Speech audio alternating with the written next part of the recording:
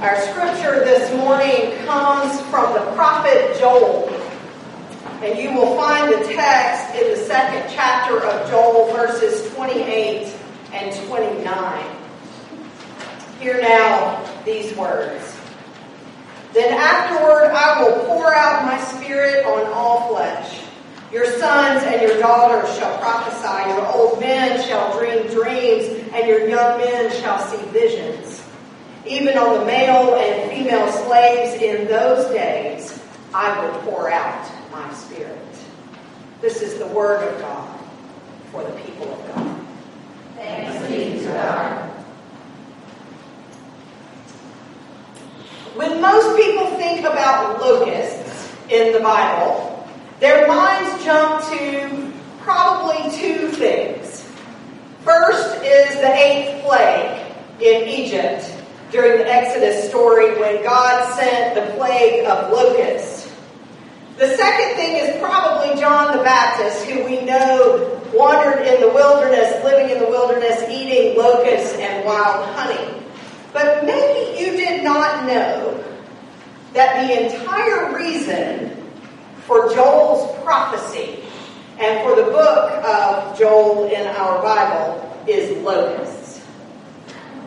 There was a plague of locusts, an invasion of locusts, an infestation that lasted for years, the scriptures tell us. And the prophet Joel was sent to address the people, all of the people of Judah, to tell them to repent, to fast, and to worship, because God is about to restore the land from this plague, he said, and afterward, God's Spirit will be poured out on all people, young and old alike, male and female alike, and they will see visions and dream dreams.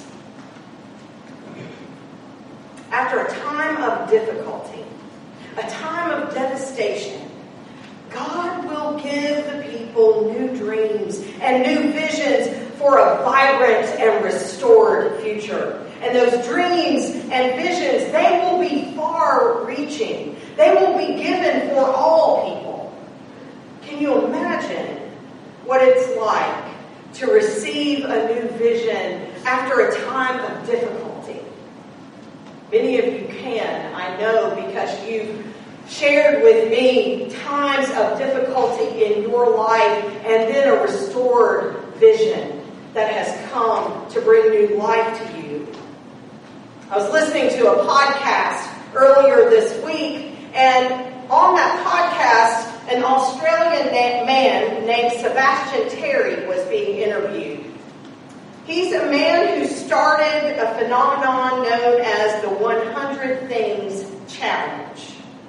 His story, it goes from a time of devastation and loss to a time where dreams and visions came possible for him. And they have gone far beyond his life, reaching into the future with fantastic implications. He was a 24-year-old young man. He had graduated from college, but he had no idea what he wanted to do with his life. And then he got a phone call. A friend of his from childhood had suddenly and tragically died. He was fine one day and dead the next. And the event shocked him. It shook him to the core. It made Sebastian stop and take stock of his own life. And it caused him to ask a question that would turn out not only to change his life, but to change thousands of people's lives. The question he asked himself on the day of his friend's death was this: if today was my last day on earth, would I be happy with how I had lived my life? And the answer came back to him very quickly as no. He made a list after that answer of no. A list of 100 things that he had dreamed of doing but never set out to really accomplish, and he hoped that this would allow him to enjoy life with no regrets. So he set out on a personal journey to check items off of his 100 things list. As he was beginning this journey, he made a phone call to his mother, who had been anxious since his graduation from college. And he said, "I'm not going to go and get a job. I'm going to go pursue this dream of mine." And as you can imagine, she argued. And he said to her, "Would you rather me go and buy a suit and get a job that I don't like? Or would you rather know that your son is doing something that gives him happiness and purpose in life?" And she said, "I'll buy the suit for you." He could not have imagined that pursuing his own dream would inspire others to make their own lists. He was interviewed, as it turned out, about his dream list after a news station heard that he had delivered a stranger's baby in Canada. He went on that news show and it went viral on YouTube. People around the world began to contact Sebastian and ask, "How can I make my own 100 things list?" and check them off. And then they began to contact him and say, "Can you help me check off one of my lists, one of my items on the list?" But one request in particular changed everything for him. The request came from a man named Mark, who had hiked in Europe and gotten a tick bite that gave him Lyme disease. When Sebastian got the call, it was from Mark's interpreter, because Mark is a quadriplegic who cannot speak. He lives in a wheelchair. But his request to Sebastian was, "First on my 100 things list is to run a half marathon. Can you help me do that?" Mark didn't even have a marathon or running on his list. He says he doesn't even like to run. But he went to Mark, and he took the time to help him prepare for a half marathon. And he ran that half marathon with him. He pushed Mark. Mark in his wheelchair and Sebastian running behind him. And as they were in the marathon, people began to notice what was going on. And when Sebastian would get tired, someone else would give up their own pacing and timing in the marathon to take hold of the wheelchair and push Mark. And people came and they came and they came during the running of this half marathon. And at the end, not only Mark and Sebastian finished the marathon and crossed that finish line together, but dozens of people who gave up whatever goal they had for a time or maybe a prize in that half marathon so that they could help Mark achieve that goal. He discovered, Sebastian did, in that moment, that the secret was not completing his own list of 100 things. It was in helping other people along the way. That act of helping Mark was contagious for Sebastian. And he realized his purpose was not just to tick things off of a list, but to bring people together to help each other. And so he created a website called kindsum.com. It's KINDSUM, the sum of kindness. And on that website, people who have a need can go on the website and list their need and where they live. And people can go on that website if they have a skill and list that skill and where they live. And then Sebastian helps bring those people together who live close to one another to accomplish important tasks. One of the tasks he mentioned in the podcast was that a man whose wife had become ill. They had 2 young children, and they had bought all the supplies they needed to build a fence in their backyard so their children could play safely. but they weren't able to put the fence up. Not only did they not have the skill, he needed to care for his wife. And so Sebastian was able to put him in contact with a man in that community who was a skilled laborer. And he said, absolutely, I'll come and I'll do it for free. But he did not just come by himself. He called a bunch of friends and they came over, and in one day they built a fence for a man. It seems really simple, but it's very profound. Kindsom started with one person dreaming about what makes for a happy life. And that dream morphed into a passion for helping others. What might be possible if we shared our needs and our skills with each other? A dream became a vision, and now it's a worldwide phenomenon. You know, some people say to me that God no longer speaks to people today.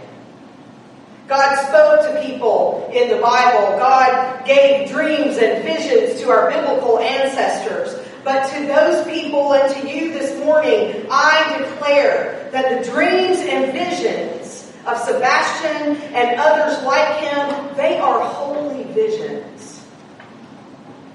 And that we are called as people of today to be people of dreams and visions. Because we have been called to be God's partners in this world. All of us. None of us are too young and none are too old. Women and men, boys and girls, all of us are given the Spirit of God to dream holy dreams. We are here in this very place because someone dreamed of a disciples' church in Madison, Alabama. And we partner on a regular basis with Grateful Life Community Church in Huntsville because someone there dreamed of a church where homeless people don't just get help or a handout, but can be full members of a congregation to use their gifts in ministry. Just this past week, a member of our church came to see me. She had heard of a need that she'd never considered before. And that need sparked in her a new vision. She's preparing now to get to work to see that vision through. It's a vision that will bring relief and support to women in our community who are in need. And we have no idea where that particular dream will lead us. But like Sebastian's 100 Things list, it could be the spark that begins a whole new movement. Do you know that just a dozen disciples women were praying in the basement of their church in the Midwest many, many years ago? And their prayer sparked a movement in our denomination. They began praying about how they could help spread the gospel all around the world. And that prayer meeting was the beginning of what we know today as Disciples Global Missions. It is the division in our denomination that sends Christian missionaries all around the globe to spread the good news of the gospel. Where can we go? Who can we reach with your dreams and your visions? God only knows. And with God, what we know is this: all things are possible.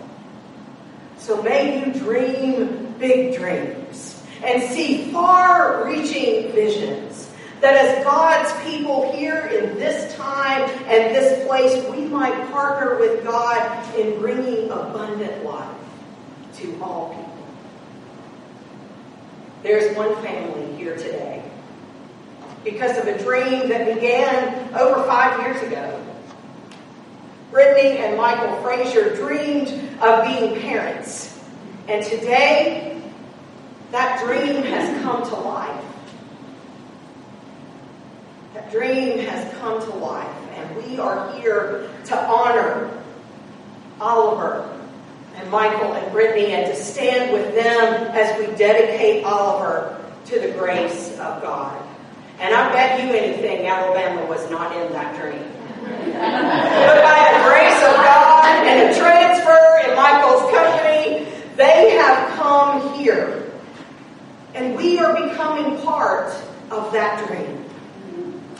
They bring Oliver today to dedicate him to the glory of God and to covenant to care for him and teach him the ways of Jesus. And we too get a new vision, because we can envision ways of nurturing Oliver as he grows in faith and learns to walk in discipleship. And so I'll ask Brittany and Michael if you will come this morning with Oliver and stand with me.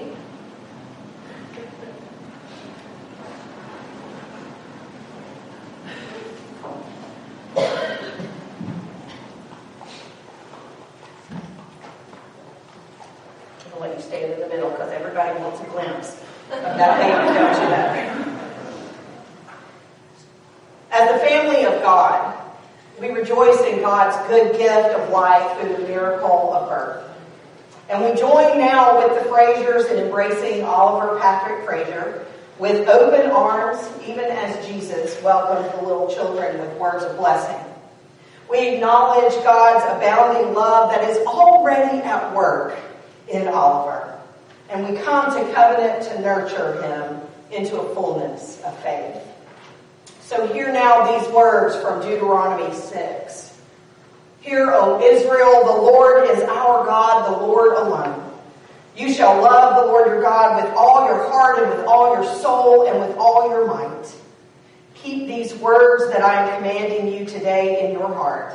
Recite them to your children and talk about them when you are at home and when you are away, when you lie down and when you rise.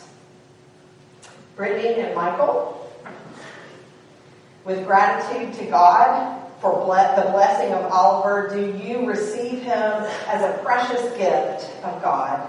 And do you seek God's grace and this community's support in nurturing and caring for him? Do you covenant to remain faithful in love to Oliver and to so fashion your lives that he may grow to follow Christ in a life of discipleship? We do. I would call the godparents to come. Godparents play a special role in the life of a child, and Oliver is blessed to have special godparents. We remember Amanda, who is not able to be present today, but I will ask each of you, Monica, Kelly, Nick, and James, do you each covenant now to support Oliver as he grows, to model for him a faithful life, to encourage and love him through all of life's struggles and joys, and to teach him to live life with selfless courage? Do you? And isn't it great that parents do not have to parent alone, to raise a child alone? So I want to ask the extended family to stand now. Oliver's extended family to stand. The strength of an extended family ensures stability and wide-reaching trust.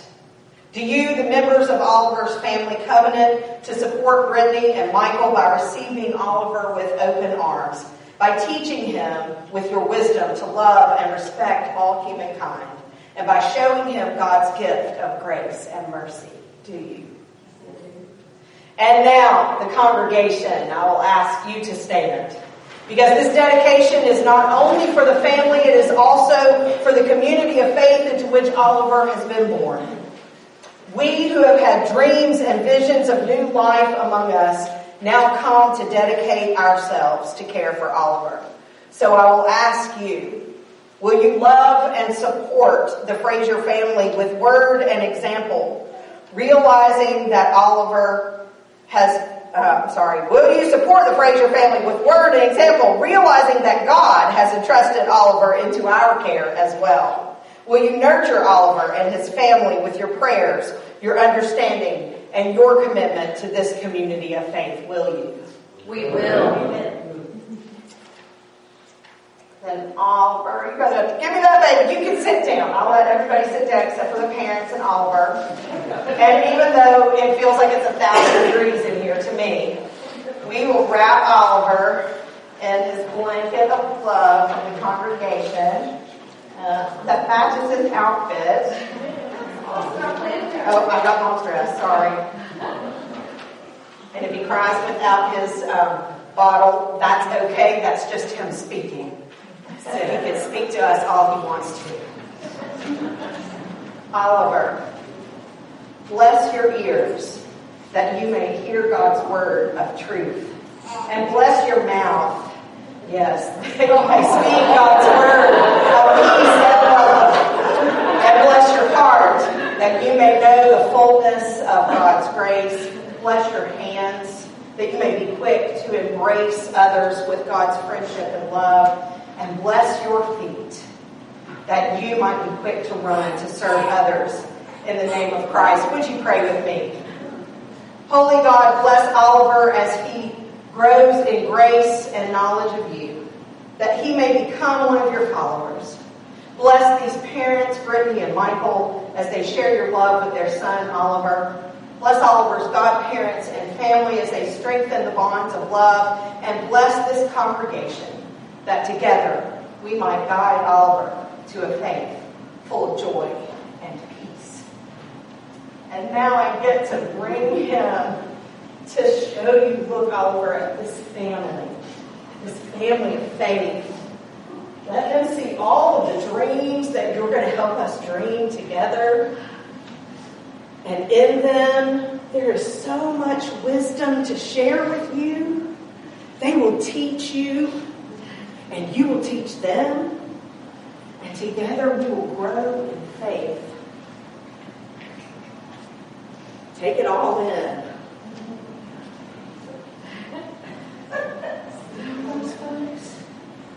We've been dreaming about you.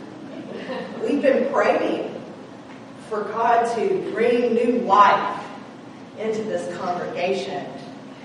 And that dream, that vision has come to life right here in this precious child of God. What a glory to celebrate together. Amen.